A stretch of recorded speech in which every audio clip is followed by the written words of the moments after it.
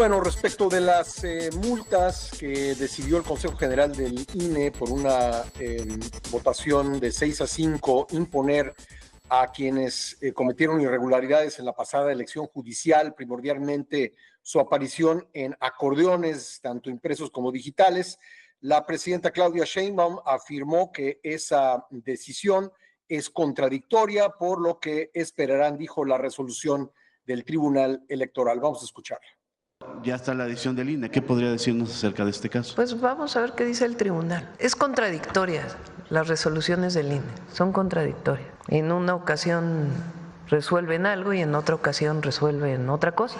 Entonces, pues vamos a esperar a ver qué dice el tribunal. Entre ellos estarían incluso los integrantes, futuros integrantes de la Corte. También dijeron en algún momento en el INE que el tema de los acordeones no había influido. Y después ahora resuelven otra cosa y votan distinto unos consejeros y otros. Pues vamos a ver qué dice el tribunal. Bueno, no sé si sea porque pues el INE el Consejo General se compone de 11 consejeros y las decisiones pues se toman por mayoría, pero en todo caso se lo voy a preguntar a Jaime Rivera, quien es miembro del Consejo Electoral del INE. Jaime, me da gusto saludarte, buenos días. Buenos días, Pascal. Me da mucho gusto saludarte y a toda tu audiencia. Estoy a tus órdenes. ¿Fue contradictoria la decisión que tomaron ayer? No, no. Hay que recordar que desde el 29 de mayo el Consejo General aprobó un acuerdo que declaró los acordeones propaganda ilegal y en consecuencia eran sancionables. Y esta vez el Consejo General, en congruencia con su calificación originaria de estos acordeones como propaganda ilegal y de origen desconocido, cosa que está prohibida también, se aplicó el criterio de considerar el beneficio que obtuvieron que obtuvieron los candidatos que aparecieron en esas guías de votación de origen desconocido, pero que circularon masivamente en el país, como beneficio por aportación ilegal de personas hasta ahora desconocidas. De tal manera que hay congruencia con ello.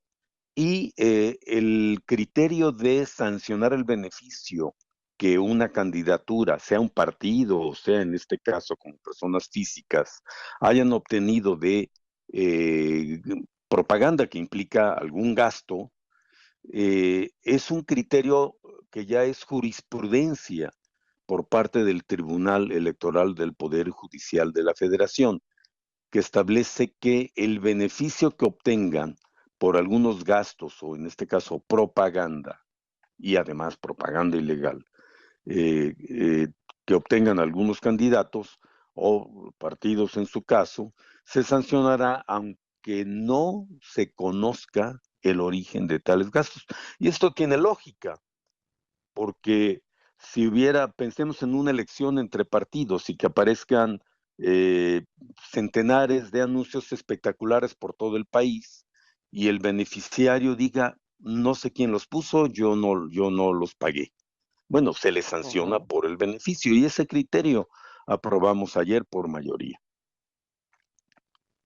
Ya, aquí hay dos lecturas, estimado Jaime. Por un lado, se deja el precedente de que pues son ilegales estos acordeones y beneficiarse de ellos, pues es una ventaja sobre otros aspirantes, una ventaja indebida. Pero por otro lado, y también se discute mucho esto en las últimas horas, pues parece que sale muy barato violar la ley en México. Si tomamos en cuenta lo que va a ganar un integrante de la Suprema Corte, pues un mes de salario o menos, a lo mejor muchos harán el cálculo y dirán, pues sí vale la pena violar la ley a cambio de ganar la elección. ¿Tú qué piensas? Más allá de mi opinión personal, esto tiene que ver con las reglas establecidas para estas elecciones, desde la ley y luego con lineamientos y criterios del propio INE. A diferencia de los partidos políticos, a quienes suele sancionársele más severamente por irregularidades en la declaración de sus ingresos y gastos de campaña, por ejemplo, o en este caso por haber recibido aportaciones de origen desconocido. A diferencia de los partidos, digo, en este caso se trata de, por un lado, de personas físicas y no organizaciones como los partidos, y por lo tanto se considera también su capacidad económica, incluso la evaluación de la capacidad económica de una persona a la que el INE sanciona depende todavía de reglas limitadas. Yo reconozco que son muy restrictivas porque tiene mucho que ver con las declaraciones de impuestos. Y hay que considerar que muchos de los que hoy son sancionados, que todavía son candidatos, aún no asumen el cargo y entonces sus ingresos pueden variar mucho. Son, sí, sanciones económicamente no muy significativas, lo reconozco, se determinan conforme a reglas preestablecidas como debe ser toda norma jurídica, pero tiene un valor simbólico. Esos acordeones fueron declarados por el Consejo General, por unanimidad, por cierto, como propaganda ilegal, y en consecuencia ahora en votación dividida determinamos que deben ser sancionados sobre todo aquellos que ganaron, es decir, hay una evidencia material del beneficio que recibieron, personas que incluso algunos de ellos tuvieron una campaña casi invisible y de todos modos ganaron. En consecuencia, ganaron en gran medida por esa acción de una maquinaria política y económica desplegada por todo el país, que se materializó en esas guías de votación conocidas como acordeones por la forma en que se imprimieron y se distribuyeron. ¿Tú crees que estas sanciones, este precedente que se crea y el tamaño de las multas evitará futuros episodios como el de los acordeones o no será suficiente?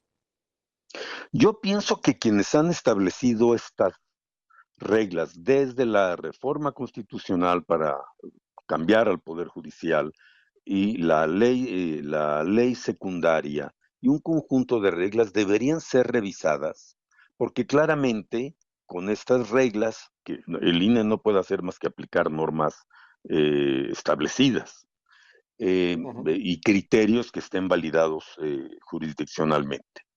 Esto evidencia que hace falta cambiar muchas cosas, incluido, por ejemplo, el financiamiento, que crea una gran inequidad entre quienes tienen mucho dinero para desplegar una campaña y quienes no lo tienen, por ejemplo.